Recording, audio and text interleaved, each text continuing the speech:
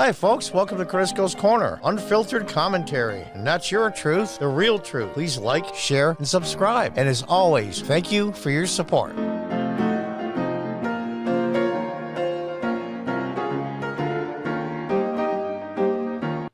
Hi, folks. Welcome back. From the Washington Examiner. Well, I'll tell you, there's a lot of stuff going on in the news. I mean, it's like getting a drink out of a fire hose. A lot of stuff gets by you, and this is something that doesn't get much press time, but is absolutely huge. Dozens of Chinese military aircraft breached Taiwan's air defense zone with aerial tanker. That's the refueling. So they were circling the area with a tanker, which puts them in the air a lot longer. They don't have to land to refuel. Now, you have to ask yourself, being the political climate with the Biden administration and the Democrats, basically, in all essence, kissing China's, then we have to ask ourselves, is Taiwan doomed? It's a big deal, not just geopolitical sense, because it is. Also, as a practical sense. I'm not sure how much of the percent that Taiwan makes chips for computers, but it's a huge percent. And having China control that would be devastating to the West. Beyond measure, almost. Worse than maybe even a ground war. It would cause more damage. I mean, everything you have, even your stove, your refrigerator, your cell phone, everything you have has those chips. Everything. It would slow down production to a crawl. And those of you out there that hated Trump, that voted for Biden, Trump had quite a bit of money was going to put into have technology start building plants here in the United States for computer chips. Probably the number one manufactured good that is the most valuable overall. So, you think Biden is going to interfere with China? Don't kid yourself. But he can't not do anything. It's a peculiar box to be in. Let's read part of the story. Taiwan said on Sunday that dozens of Chinese military aircraft intruded into its air defense zone. Now, I'm not sure how far the zone is. The Island Democracy Ministry of National Defense had scrambled combat Patriot aircraft, issued radio warnings, and deployed air defense missile systems to drive away the intruders. And you can see on the map there how close. Now, you also see on the map on the left, there's Vietnam. Vietnam is one of the mortal enemies of China. In fact, Trump was going to do that again. Not only make a deal to make computer chips in the United States, he was going to Vietnam and other countries make a different trade agreement because China is just killing us. And Vietnam was one of those countries. And that would be perfect because, like I said, Vietnam is a mortal enemy of China. I mean, to this day, they just had skirmishes not too long ago on their border. So that would have been great. The enemy of my enemy is my friend. Is that how it goes? Those of you that are Vietnam vets, I'm not trying to put anybody down, but the past is the past. We need to move on. And I had a shirt I didn't even realize I was wearing the other day, and it said Made in Vietnam. I hadn't even noticed. But anyway, I digress. But if Taiwan falls, Vietnam is going to be on the defensive.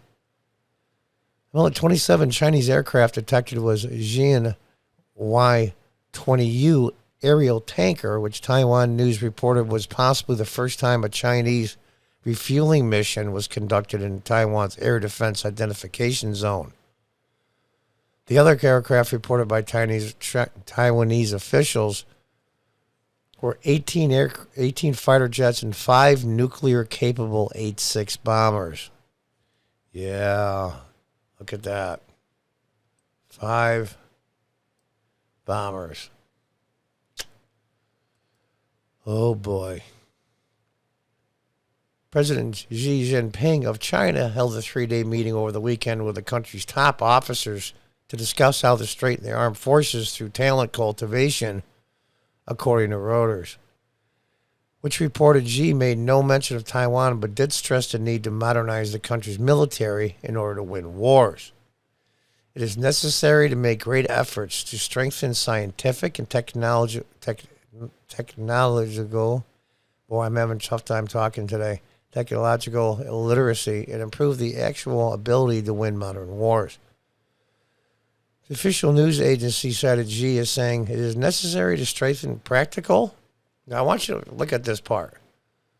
It is necessary to strengthen practical experience and encourage and guide officers and soldiers to experience the wind and rain, see the world, strengthen their muscles and bones, and develop their talents in fiery military practice. So what are we doing instead? We're setting up trans bathrooms. We're having CRT classes in the military. You got to be kidding me. We had the Joint Chiefs of Staff said not too long ago at a congressional hearing, I want to find out why there's white rage too. And then after that debacle in Afghanistan, they want to strengthen up their military with real men. It's incredible. And what are we talking about? The first trans Surgeon General of the United States.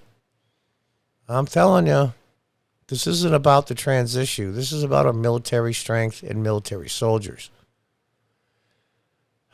Is Taiwan doomed? And what will Biden do if something happens? No, honestly, truly. What will Biden do? Taiwan, known as the Republic of China, is an independent democratic island nation off the coast of mainland China. Those are the ones when Mao Zedong, I guess, I don't know a lot of the history, but the government in exile went to Taiwan and remained there. And then the communists took over China, and it's been like that ever since. They never went after Taiwan to take them over, but it looks like the noose is tightening and tightening. And Taiwan is a huge thorn in the side of China. I mean, you even show a Taiwanese flag in the city of Washington, Chinese freak out, and that was 20, 30 years ago. Of course, now, everybody in Washington, all the Democrats, and some Republicans, I'm not going to lie, actually kiss China's. And so here we are. Taiwan receives U.S. defense support but has not been recognized by the U.S. government. Its diplomatic relations with the People's Republic of China, the communist government on the mainland, were normalized. Yeah, I remember. I was a kid. That was Richard Nixon's, one of his crowning foreign policy achievements was opening up China. And at the time, it kind of made sense.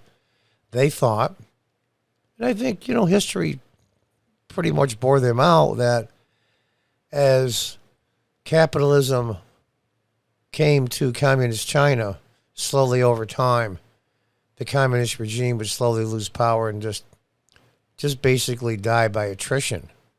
But the Chinese have a new hybrid. I call it, basically call it a capitalist communist. It's very intriguing and very interesting what they did. The Chinese Communist Party has sought to bring Taiwan under its control, but has remained a separate, self-governing entity. The United States policy on what would happen if China actually attacked Taiwan has been described as strategic ambiguity. Oh, Lord. If that isn't doublespeak, I don't know what is. Tensions are on the rise. Chinese warplanes harried Taiwan's air defense zone in the lead-up to National Day celebrations in both capitals, alarming President Joe Biden's administration and lawmakers. President Xi Ing-wen of Taiwan confirmed in late October U.S. military troops were present on the island for training purposes in the face of Chinese aggression. What will happen? What will the U.S. do? Frankly, in part, I would reach out to all the enemies of China in Southeast Asia, i.e. Japan and others, to help with the defense of Taiwan. In other words, you make pacts with Taiwan, make regional pacts. If you go after Taiwan, you go after all of us, and it will be messy and ugly, and there will be a tremendous amount of death and destruction and just disruption of everything in that entire region, which is, of course, what you don't want. But you don't want to fall in the trap either, very much like World War I, when the assassination of the Archduke caused one country to declare war against another, and they had treaties with that country, so they had to declare war, and so on and so on and so on. And then the entire world, basically, or at least all of Europe, from England all the way through China, was at war, and much in Africa as well. A little bit less than World War II, but there was some there. Raged on the seas. And the U.S. eventually came into the war and turned the tide at the end. It's a war of attrition. It just ate up millions of people. We don't want that either. But what else can we do? I mean, it's you know, what's that book, The Art of War? I mean, what do? Do you make it known to China that Vietnam and other countries, including the U.S., will defend them? Will that back them off? This isn't just about money, computer chips. This is about right and wrong. This is about freedom and tyranny. Taiwan has survived all these years with the help of the United States. Where's the UK? Where's the European Union countries? Where are they? Have they been bought off? Do they kiss China's too? I don't know. But we're going to find out. And those of you out there that, and I'm not chastising you for voting for Biden, I'm just going to ask you this question. Do you, the person you want to be president of the United States, if, or maybe even when, China goes after Taiwan militarily, do you really, truly, honestly, in your heart, want Joe Biden to be the commander-in-chief of all U.S. forces? Think about that for a minute. And then if you choose to say, well, maybe Biden isn't a very good choice for this, then maybe you ought to reconsider who you're voting for and why you're voting. Until the next time, goodbye and good luck.